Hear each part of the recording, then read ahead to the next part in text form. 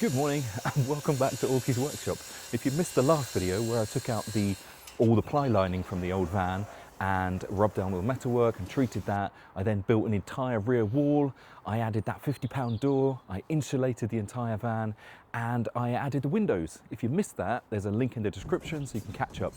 Today's job is to ply line the van. I'm going to put 3mm ply to the inside of the van so they've got something to fix to. It's a bit more solid than just the insulation that is a bit pokey, you can poke holes in it, don't want to do that.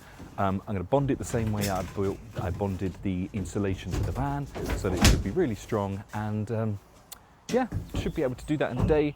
Considering what we did in the last 7 days, we're flying along. Shall we get started?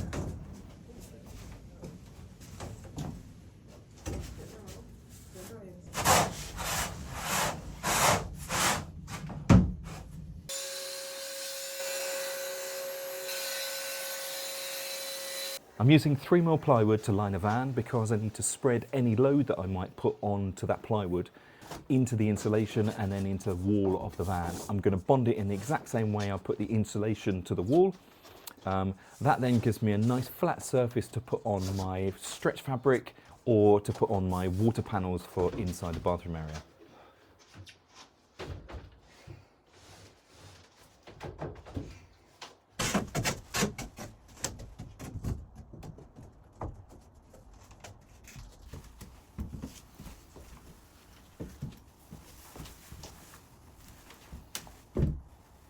So in the last video, I put in that massive 1.3 meter wide garage door at the back of the van, and I know you're wondering why. And today, I'm going to fit a raised floor. Now, the reason why I'm going to do this is so that I can slide in from outside, I can slide in a whole 2.4 meter sheet of plywood. I can put in my surfboards, I can put in all kinds of stuff, long stuff can go in there. It doesn't encroach in the internal space of the camper van. The reason for that is I can go and park up, I can comfortably, enjoy the camper van space, and then the next day I can grab my surfboards out, or I can grab a sheet of plywood out and start making the next surfboard, and it all tucks nicely underneath that van. There's loads of height in this van, so there's no reason why I can't just bump the floor up a little bit. There's a little step inside that's going to kind of define the space between the kind of seating area and the kind of production, workshop, shower, cooking, computery area.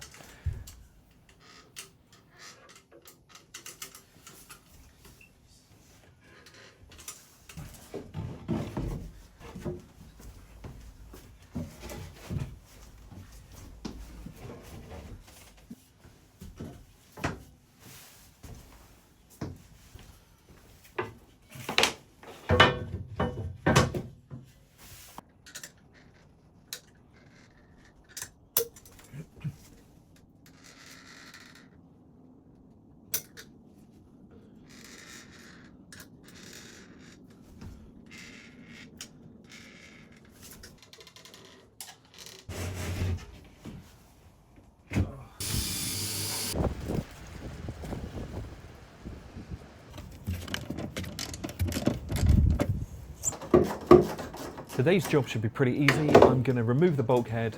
I then like to make a little platform for Billy Bear so that he's got somewhere nice and flat to sleep on.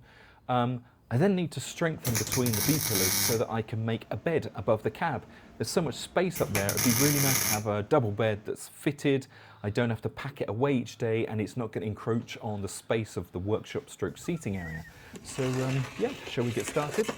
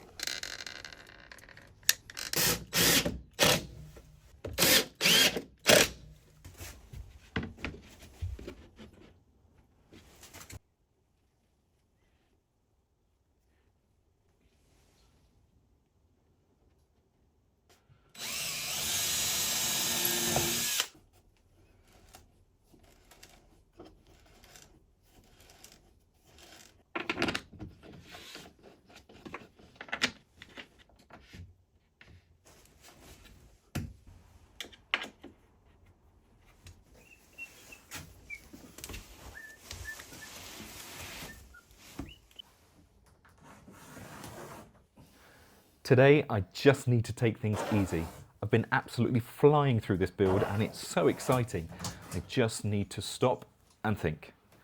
Today's job is measure out exactly where I want all the cabinets, the shower, the computer zone, the seating area, so that I can mark up on the walls and on the floor exactly where everything's going to go. Then I can go to the workshop and start cutting out the cabinets, which is incredibly exciting. So shall we get started?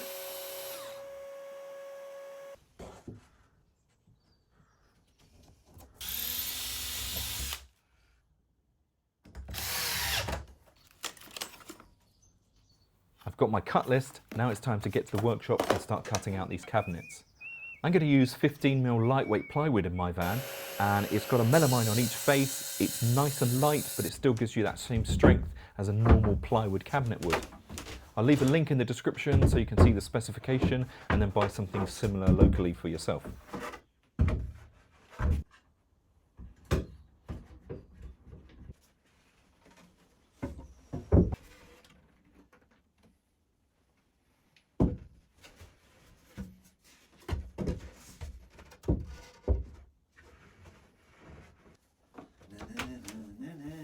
Today has been outstanding. I got all the basic cuts done to the cabinets so I can put them all in the van and have an actual visual layout of how the van's going to be.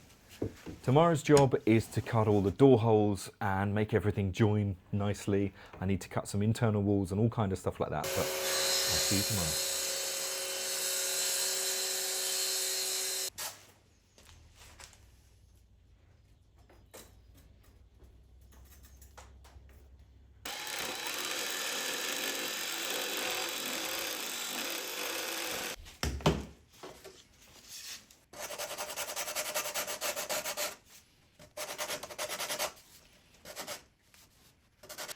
I'm going to use a 15mm lightweight plywood for my cabinets. On the outer face of the cabinets, I'm going to use melamine faced. On the inside, they're going to be barefaced, but I'm going to varnish them with some penetrating varnish so that everything's nice and wiped clean. I don't need melamine faced cabinets on the inside because it's just inside the cabinet.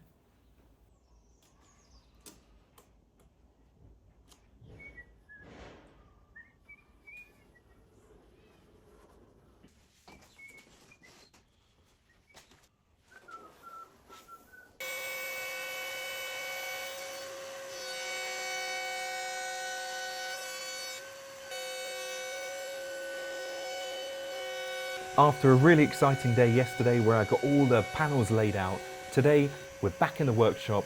I need to cut out the doors into those panels. I then need to cut the angles to make the shower cubicle panels. I then need to fit everything together, dry fit with loads of clamps just to make sure it looks nice, it's exactly where I want it to be. Then I can start gluing and screwing these cabinets together. This build is flying along and you can probably hear it in my voice, but I'm a little bit excited.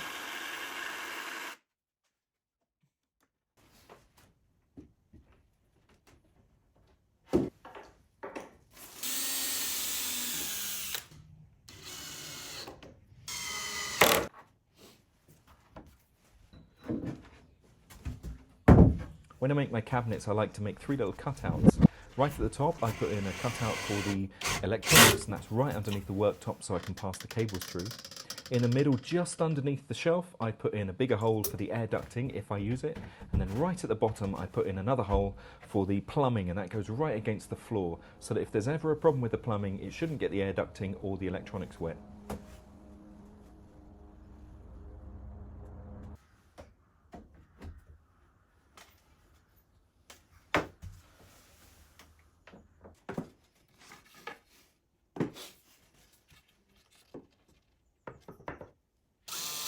Today I am going to fit these cabinets. I made them all yesterday, shaped them all up. Today I'm going to glue them and screw them in place. I'm then going to make some worktops and fit those, and if I get time I'll probably start on the top cabinets. The top cabinets are going to be fairly basic. I just want ones with sliding doors. They don't need to be particularly special, they just need to hold stuff.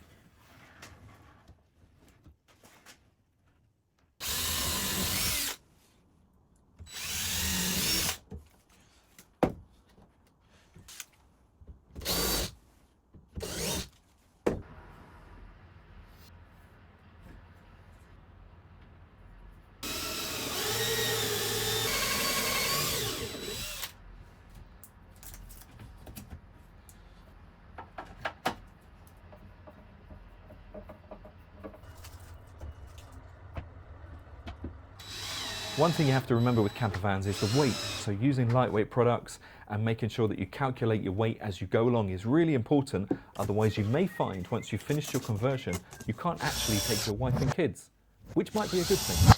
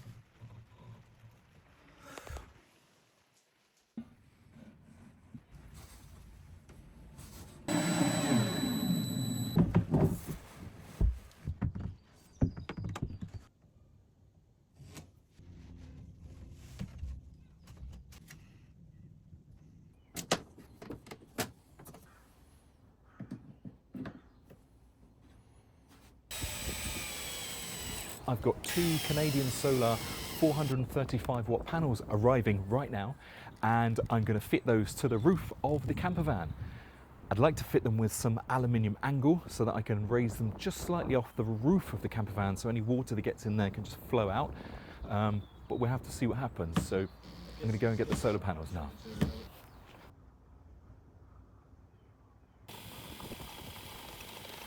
As I said, I'm going to use some aluminium angle to get these solar panels mounted to the roof. I'm also going to bridge that aluminium angle to the frame that's already there of the roof so that that gives that a bit more support. The aluminium angle is going to allow me to lift the solar panels off the roof just enough so that the water can flow away if any gets trapped underneath there. I'm going to wire the solar panels separately so that I can change the configuration if I need to later.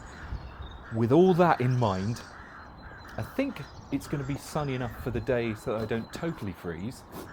But yeah, shall we get started?